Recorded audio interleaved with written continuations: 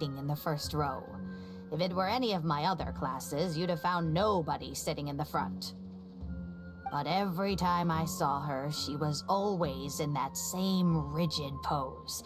She'd have one hand on her forehead with the other clutching her pencil. Her eyebrows would be knitted in a frown as she concentrated on the blueprint in front of her. I'm sure she had many difficult moments in her life. How did she cope with the stress? I'm not too sure. She never talked about such things with me.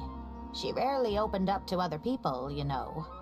I do remember one time, though, when she got into a heated argument with a friend. She said something I found very memorable. She said, "True art cannot be understood, but as an artist, I wish some people could understand its meaning and value." If you ask me, that's probably the greatest source of pain for geniuses of their craft. It's extremely hard for them to find someone who can truly understand their ideas. So that's how it is. I wonder if the password could be... I tried both just now. Seems those aren't it either. What are you trying to do? My mother left her notebook to me, but it has a password and I haven't figured out what it is yet. I'm trying to learn more about her so I'd have a better chance at cracking the code. Thank you for all that you told us. It's the least I can do. Talking to youngsters like yourself makes me feel younger too. Honestly, looking at you now, I can see how much you resemble her.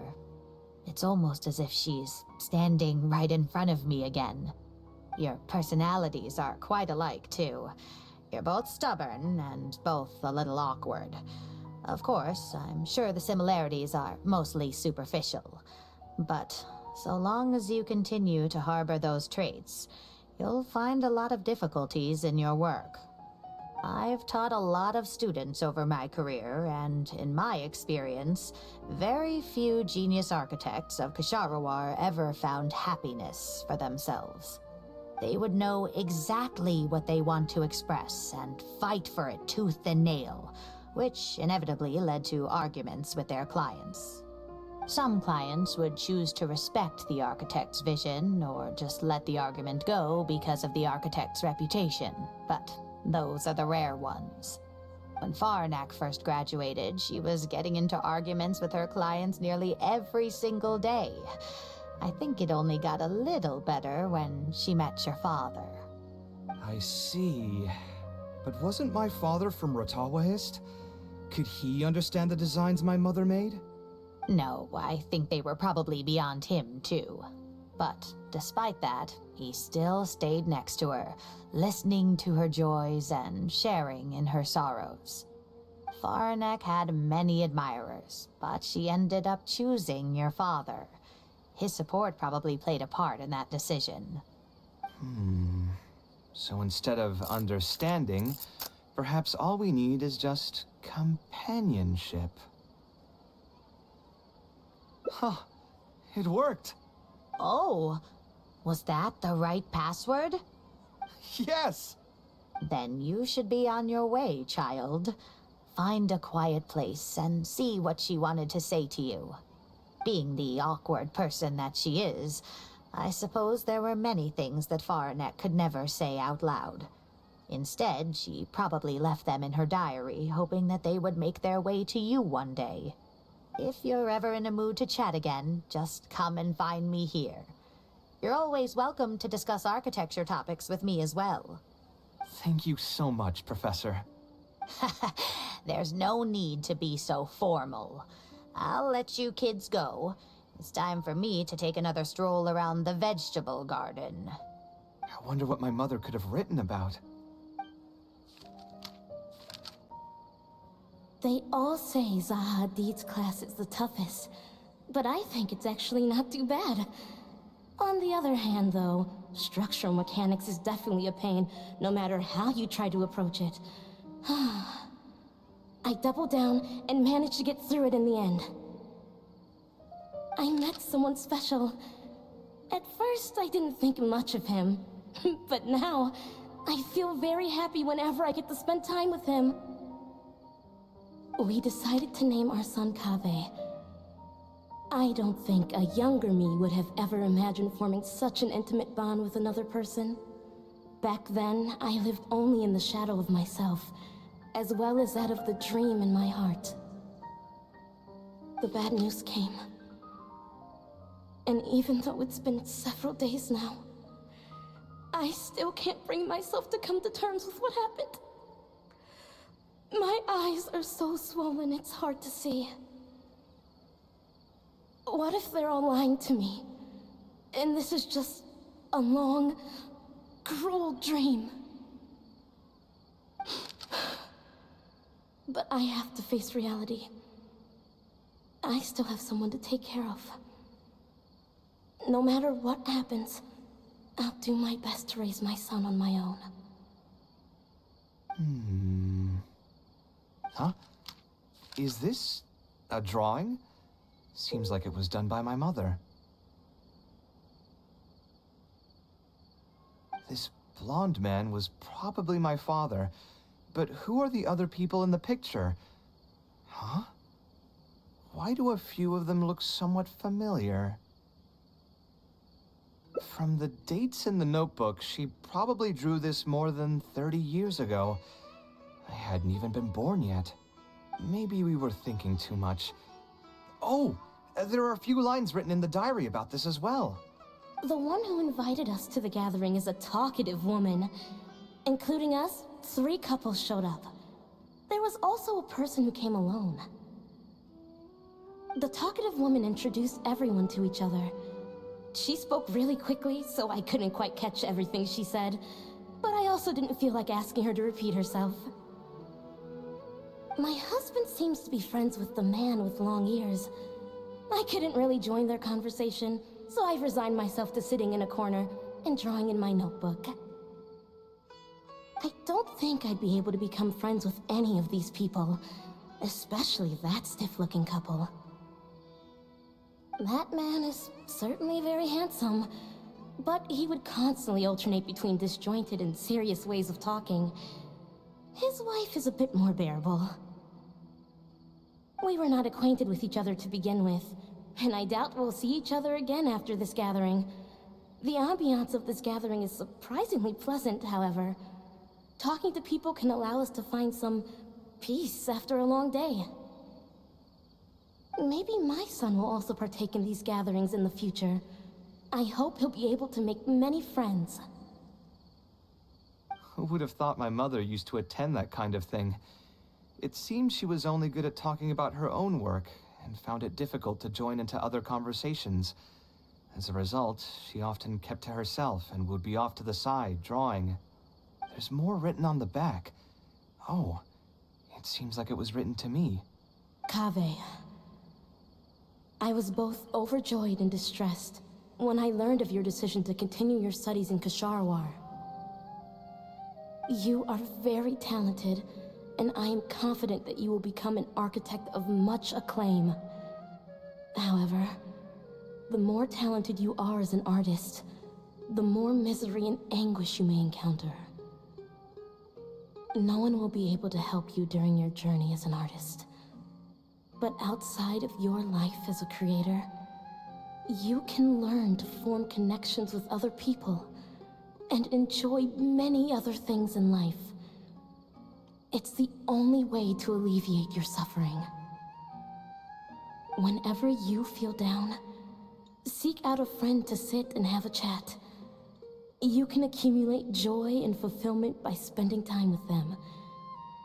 The positive feelings you gain will get you through the long and difficult years. Never forget that companionship is the most important thing of all. So that's the answer she prepared for me. She really thought long and hard about me and my future. Well, now that I've read her words, do you think I should accept Tainari's invite and attend that dinner at Pardis Di? The thought definitely crossed my mind. Although it'd be nice to get together with friends and chat the night away, I don't want to bring down other people's moods because I'm sad. Besides, don't most people hate the feeling of seeing their friends troubled and being unable to help? And what's worse, nearly all of my problems can't be easily resolved with some encouraging words or gesture.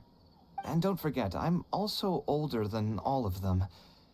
As their senior, I should appear to be a bit more responsible.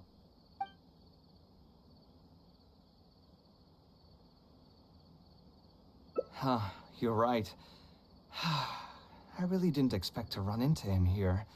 I swear, his nose must be just as sensitive as his ears. Well then, I guess it's best that we go and join him for dinner. That means I'll owe him yet another meal now. You know what? I'm not going to overthink it. I'll see you tomorrow at Pardis DI.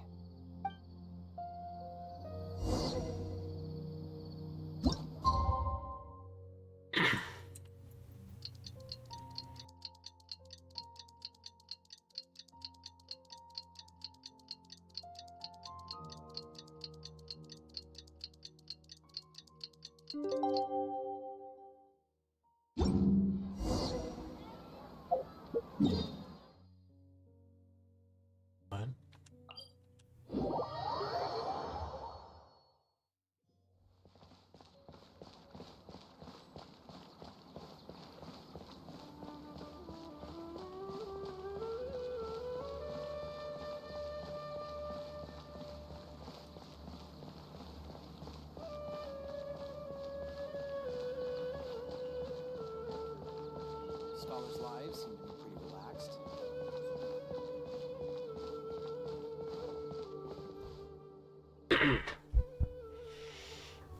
Hatham also got my invite, right? Will he be coming to join us? That guy? He's never been a fan of social gatherings. I wouldn't get my hopes up if I were you. Are you sure? All right then. I guess we won't wait for him. Yeah, let's go. I mean, maybe we should give him a little more time. We can keep chatting for a while longer. Oh, sure. You still haven't told me, what's the occasion for getting us together here at Pardis DI? We're celebrating the end of the first phase of Kale's studies. I wanted to thank you all for the help you've given her along the way. Then where's Kale? She said she wanted to show everyone a bit of what she's learned, so she's still doing some last-minute prep at home. She'll be here shortly. Anyway, let's get started. To tell you the truth, I'm actually not so confident that the second phase will go as well as the first.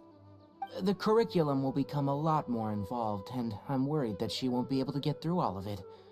I was hoping we could brainstorm about it together before she gets here. I knew this wouldn't be just a simple free dinner. Is that why you also invited Al-Haytham? Yes, I thought it would be good if we could all put our heads together about this. Anyway, let's take a quick trip down memory lane. What did you guys do when you ran into a problem that you didn't know how to solve? Or got assigned a project that you knew you weren't going to finish on time? Never happened to me. I'd just pull another all-nighter. You two are hopeless. Does anyone have a more useful answer to the question? Ooh, that's a good point. Confidence is the most important thing. Once you lose your sense of confidence, it'll become all but impossible to find the motivation to study. This could be a potential direction. I have already redesigned the literacy curriculum, and I was originally hoping to ask Al-Haytham for his opinion, but... It's very simple.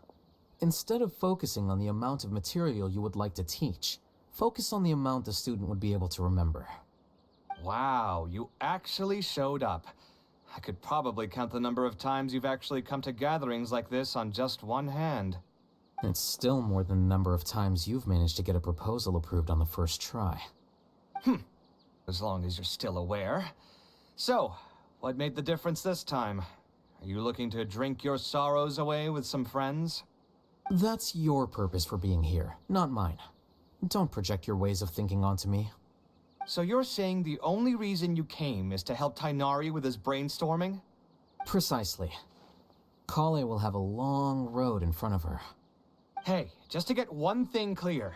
Even if Kale manages to make her way to the academia, we cannot let her enroll in